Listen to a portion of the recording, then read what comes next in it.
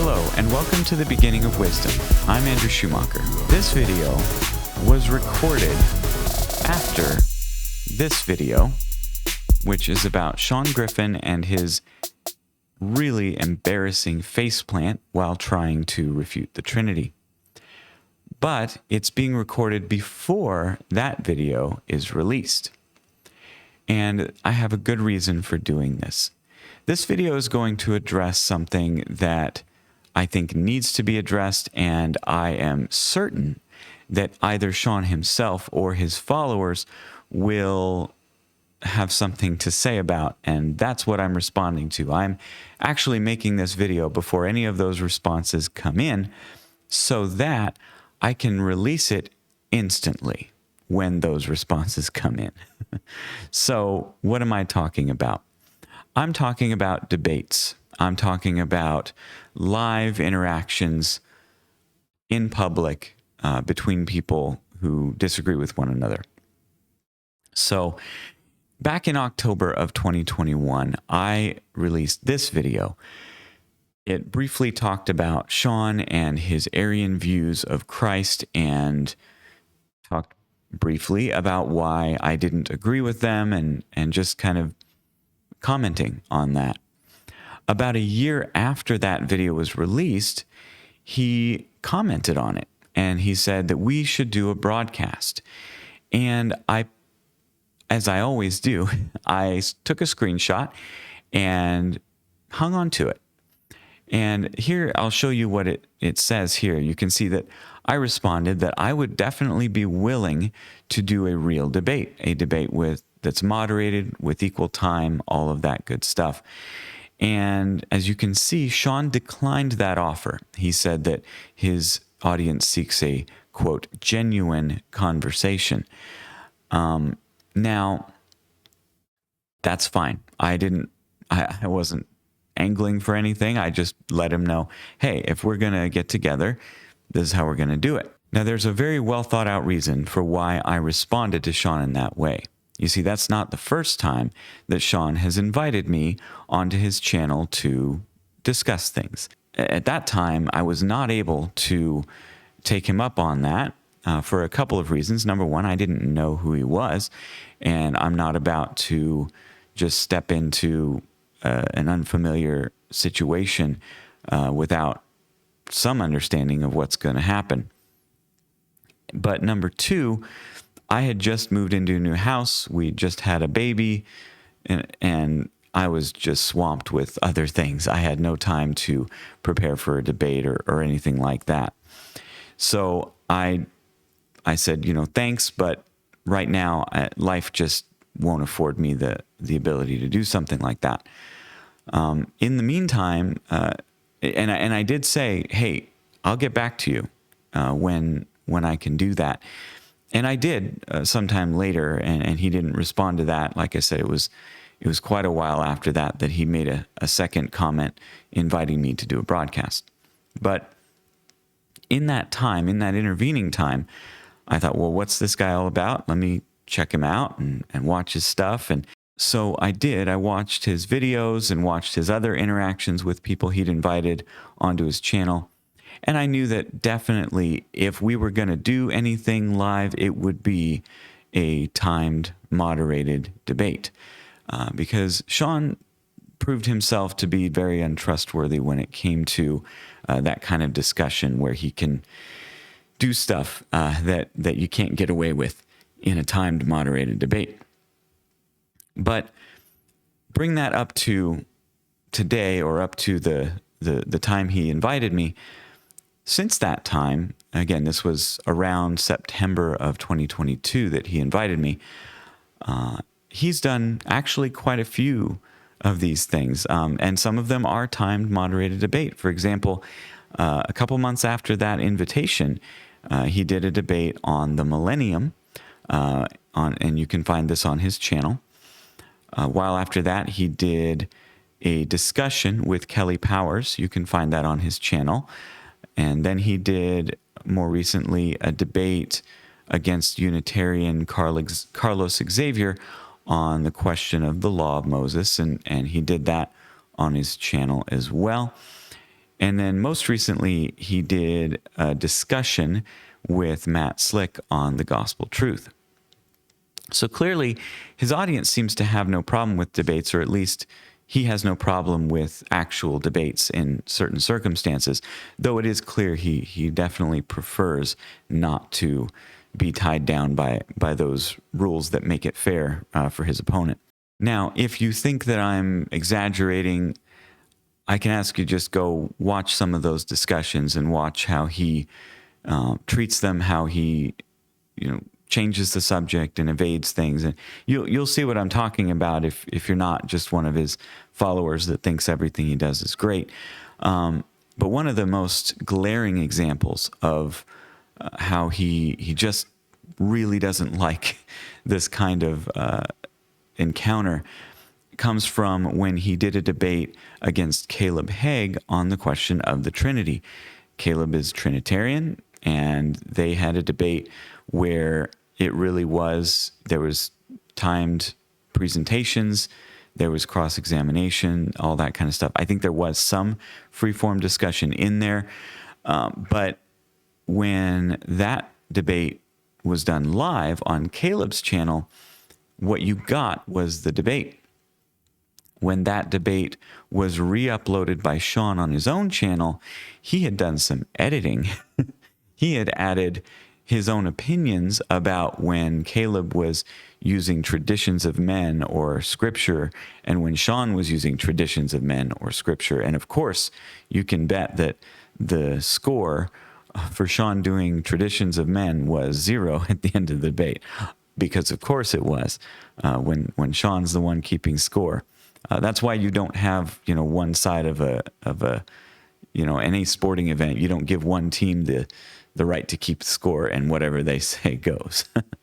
But anyway, bring that up to that encounter, that comment back and forth that I showed you, and you can see that when it came to an actual debate, Sean didn't want to do that. Now, why am I saying this? Well, again, I've received the challenge either from Sean or someone else. Like I said, I'm recording this before it's actually happened. And some people are going to say, oh, you just want to make these videos and you don't want to actually engage live and that kind of thing. And that's just not true. I've offered and he declined. Now, the truth is, no one's obligated to do a debate. And at various times in my life, sometimes I'm able to. I've done it a couple times. Those videos are on my channel. But sometimes I'm not able to. So I don't fault anyone for turning down a debate. I do fault people for turning down a debate when they then turn around and go ahead and do debates with other people, claiming that they don't really like doing debates. So when it comes to this topic of doing debates, the fact is I take them very seriously. I think that the debate rules are important, and they're there for a reason, to help the audience primarily to get the best possible chance to hear these two different viewpoints clash together in a way that is fruitful for getting to the truth. It's not perfect, but I think those rules are there to really help that. Number one, there's equal time. So when it comes to just one person giving a presentation, whether it's their opening statements or rebuttals, closing statements, things like that, the person who's giving that cannot be interrupted by the other person. They just present what they believe and present their argument as best they can. And so the audience gets to hear that.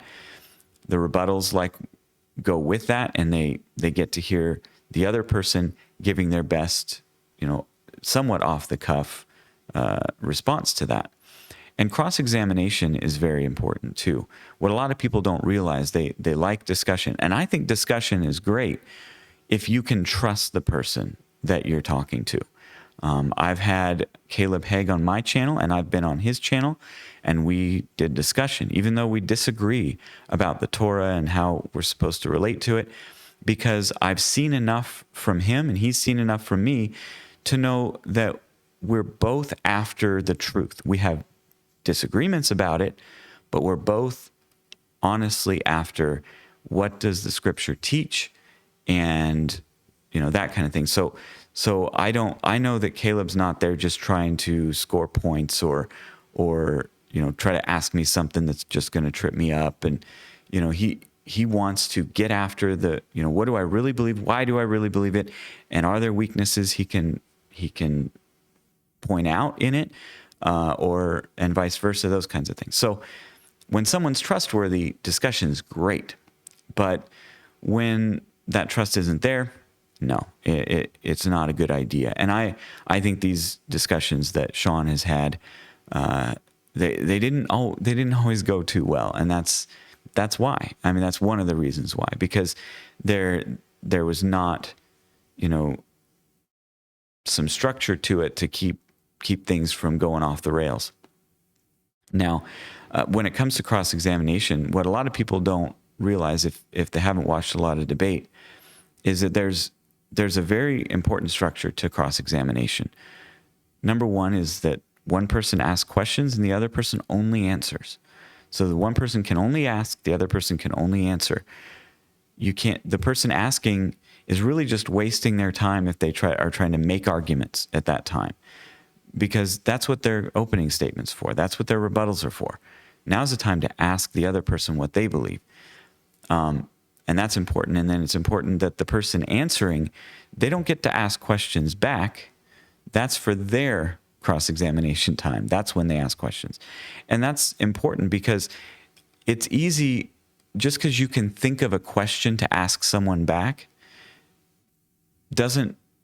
all that shows is that you know how to evade a question. That doesn't show that you know how to actually answer that question. So it's important, and it becomes apparent if somebody really can't, when put on the spot and all they can do is answer questions and they can't do it, that's rough. That can be a rough experience. And so I can see why some people, and apparently Sean is one of them, don't really like that position very much. They don't mind answering questions, but they like to be able to sort of turn the tables and do other things if they feel like they're getting into a bind. So that's one thing. And another feature of the cross-examination section is that the person asking questions is allowed to interrupt. It's part of the rules. And there's a very good reason for that, because a person who's answering, one way they can try to, take control of this situation is to give long, meandering answers that bounce around to all sorts of other topics. And if they start doing that, the person asking can just say, okay, that's enough. Next question. Or let me re-ask the question because you're not answering it. You're going somewhere else. What can you answer this question? And get them back on track, or get them on to the next question if it's clear that they just don't have an answer. So you don't, and it's the asker's time. It's the person asking questions. They're on the clock, and they want to get through their questions. Now, obviously, if they just ask a bunch of questions, they just go rapid fire, and they don't allow the person to get 3 words out before they shut them down and start asking another question. The audience and everyone can see that. That's an abuse of the right to interrupt. But that right to interrupt is very important because it allows that person to say, okay, can you answer this question? And then give them a chance to get get their thoughts out. And if they're answering the question, great. If they're kind of going somewhere else, it's like, okay, the questioner can take control, and that's their role at that time. And again, I don't think that some people like the fact that they, like being in a situation where the other person gets to be in control of what's going to be asked next and that kind of thing, and they can't take that away. So yeah, the fact is no one is obligated, like I said, to debate anybody. I know that right now, if someone were to ask me, I'd say, well, right now I just don't really have time for that. If you've been watching my channel for a while, you know that I used to do weekly live streams, and I haven't been doing that lately. And a new video is very rare these days, and that's just because my personal life, my more important ministry, that is to my wife and my children, is more paramount, and I just don't have the time to sit down like this very often and record a video or write something on the blog like I used to. I pray that changes, and I'm working toward that changing. But until then, that's kind of where things are now. But I wanted to also make it clear that there have been times when I made it clear to Sean that I am definitely open to going ahead and doing a debate. He just has never taken advantage of any of those times when I've offered. So hope that helps, and hope it clears up any misunderstandings that anyone might have about how this goes. I'm looking forward to the next video. So I hope you enjoy it too. Hope you enjoyed this one, and you have a good day.